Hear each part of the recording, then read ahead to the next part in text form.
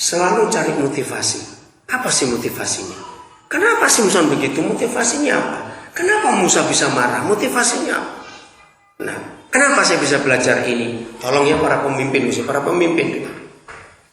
Sesalah-salahnya seseorang, Yudas itu bersalah, betul tidak? Thomas itu bersalah. Yesus tahu nggak? Tahu. Nah, itu cara yang menangani Pak. Tuhan Yesus selalu melihat motivasi orang. Sesalah apa dia dan sebenar apa dia. Inilah peraturan kepemimpinan yang saya tidak dapat di buku manapun juga. Catat para pemimpin. Semua anak buah kita atau tim kita, sesalah-salahnya tetap cari apa motivasinya kamu berbuat begitu.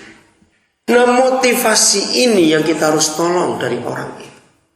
Kenapa saya bisa menemukan ini? Ayo jujur, kalau Tuhan Yesus model kita, punya 12 murid yang karakternya beda-beda. Kalau Yesus kayak kita, maka 4 Injil itu penuh begini. Maka jengkellah dia dengan Petrus, maka Yesus marah pada Thomas, dia membentak Yudas. Akan begitu ayat 4 Injil itu. Kira-kira ya atau tidak? Habis 12 mereka bermasalah semua seperti itu. Saudara jangan anggap loh Yohanes itu murid paling bagus. Tunggu dulu. Justru buat saya Yohanes itu paling sadis. Sebab yang 11 gak pernah minta yang aneh kayak Yohanes. Pernah ingat salah satu kisah?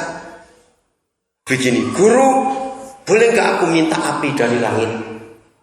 Dan Yesus bingung, mau bakar apa kamu? Masih ingat gak pertanyaannya itu? Aku mau bakar 50 orang Samaria. Wah, Yesus kaget. Kapan aku ngajar kamu bakar orang? Lu pernah tahu gak itu saudara? Tidak ada murid yang lebih sadis daripada Yohanes. Ayo kalau saudara jadi guru, gak ada pelajaran bakar-bakaran, kok tiba-tiba bisa minta soal bakar? Bayangkan, itu Tuhan Yesus. Maka itu kita tidak ketemu satu ayat pun yang mengatakan dia jengkel, dia marah, dia tersinggung. Pada 12 orang itu minta. Masih ingat lagi suatu hari, kembali Yohanes lagi, mereka 2 dengan adiknya, terima kasih, minta begini, guru, tolong ingat ya, kalau nanti sudah di kerajaanmu, dudukkan aku sebelah kanan, adikku sebelah kiri. Nah yang 10 dengarkan kamu. Karena Yesus bukan bertara guru, tangannya 4, yang cuma 2. Nah kalau 2 tangan diambil 2 kakak adik, yang 10 mau taruh mana? Ribut lagi mereka di situ. Loh, saya tanya, pernah baca nggak sih ayat itu? Kan nggak pernah baca aja saudara ini. Pernah baca nggak ayat itu? Nah, kenapa nggak ngerti-ngerti? Suatu belajar apa? Itu cara kita lihat Alkitab. Maaf ya, saya percaya eksegesi, saya percaya mempelajari kitab latar belakang, saya percaya. Tapi lebih baik belajar Alkitab dan logika anak-anak. Akan hidup Alkitab itu kalau pakai logika anak-anak. Maka itu banyak ayat yang saya terangkan kepada saudara.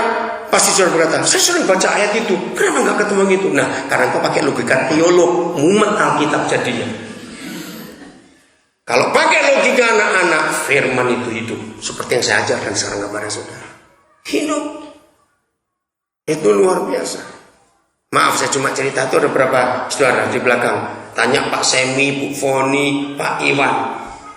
Saya ini kalau ngajar, walaupun untuk umum begini, kalau ada anak-anak kecil ikut, mereka bisa ngerti yang saya ajarkan. Di mana-mana orang itu memperhatikan anak-anak mereka. Maka itu kalau orang-orang kenal saya ngajar di mana, mereka pasti bawa anak-anaknya.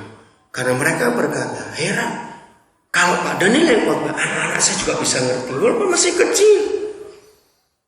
Banyak orang bertanya, jawaban saya adalah, karena saya pakai logika mereka, maka itu mereka pun ngerti. Nah kalau kita pakai logika yang di bawah, yang ke atas gampang ngerti. Kalau pakai logika di atas, turun ke bawah, haho. Beda, betul tidak? Nah, teolog lah yang membuat Alkitab jadi rumit. Jangan marah, memang kenyataan. Oke, saya lanjutkan. Nah ini kan aneh. Masa Tuhan Yesus nggak tahu kalau itu sudah mulai malam dan tempat itu sunyi? Apa motivasinya ini? Apa motivasinya cepat? Bukan pulang, iya cepat pulang. Kenapa kok cepat pulang? Itu tindakan. Lapar. Nah, yang ngaku masalah teologi, tepuk tangan buat mereka yang jujur.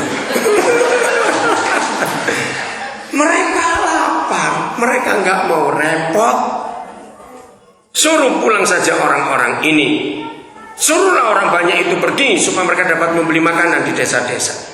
Tetapi Yesus berkata kepada mereka, tidak perlu mereka pergi. Kamu harus memberi mereka makan. Makanan apa yang saya berikan pada Rizky semalam? Bukan makanan jasmani. Waktu saya cerita soal kehidupan, dia itu menangis. Dia bilang, kenapa Bapak yang belum pernah kenal saya baru berapa jam? Bapak seperti bisa tahu saya banyak daripada Bapak saya sendiri. Saya bilang, Rizky, Isa yang ada di kitab sucimu, itu yang saya percaya, yang bicara kepada saya. Apa yang saya beri makan untuk Rizky? Saudara, sudah lebih dari setahun ini, dia selalu berebut dengan kakaknya yang kerja di notaris, saya nggak tahu notaris mana di Muara ini. Motornya itu, saya harus menghormati dia Pak, karena itu hasil jeripayanya. Tapi saya juga perlu, kalau saya harus pergi kerja. Oke, saya tanya, jadi selama ini usahamu bagaimana? Saya tuh sudah mau kredit motor Pak, cuma uang mukanya kurang 500.000. Saya tanya, berapa tahun cicilannya? 3 tahun. Berapa sebulan sekian? Saya hitung dengan gajinya, bisa cukup, bisa Pak. Karena dia panggil Ayu. Nah Ayu saya bilang, kalau kamu nyicil, maka makan Ayu yang tanggung. Karena kamu gak pakai motor pula. Saya bilang, hari ini kamu ke dealer, 500 saya akan beri pada kamu. Jangan mikir macam-macam lagi. Beri orang itu makan.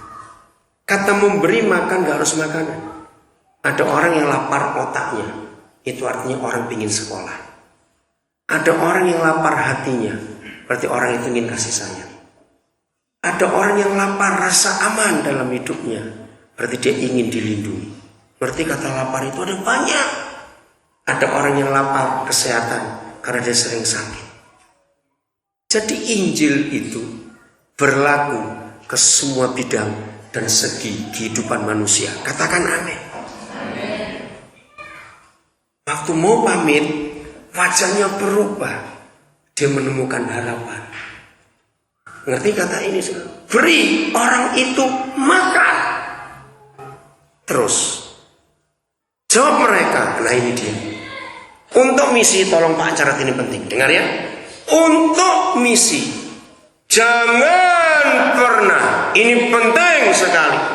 Untuk misi, jangan sekali-kali pernah mengukur kemampuan diri kita sendiri. Ini penting. Katakan amin. Setiap kali kita mau bermisi, lalu kita duduk ngitung dulu. Aduh aku gak bisa. Aduh uangku kurang. Aduh nanti bagaimana? Gak bisa. Saudara, percayalah itu. Untuk misi, modal utama tetap dari Yesus Kristus Tuhan yang pernah mati dan bangkit untuk kita. Jangan ukur pada diri sendiri. Maka itu ayat ini perhatikan. Jawab mereka, yang ada pada kami di sini hanya 5 roti dan 2 ikan. Saya percaya pasti bukan hiu yang dibawa. Betul enggak? Pasti bukan hiu yang dibawa. Nah, pada kami cuma punya ini 5 roti. Itu pun bukan roti yang segede-gede bantal, bukan. Dan 2 ikan. Artinya untuk kita ber-13 saja tidak cukup, guru. Ini 5.000 laki-laki. Laki-laki loh. Belum yang perempuan. Belum papa mama. Belum kakek nenek. Belum kemenakan. Belum yang perempuan.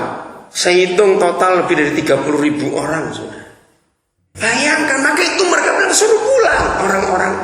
Saya setuju. Untuk misi, jangan pernah hitung kemampuan diri sendiri. Lo aminkan Pak ini. Selalu ukur kekuatan Tuhan dalam diri kita. Kenapa saya bisa bermisi sampai 38 tahun ini? Karena ayat ini saya paham. Saya nggak pernah ngukur dengan diri saya sendiri. Selalu Tuhan yang saya jadikan ukuran. Kalau dari diri saya sendiri nggak mau.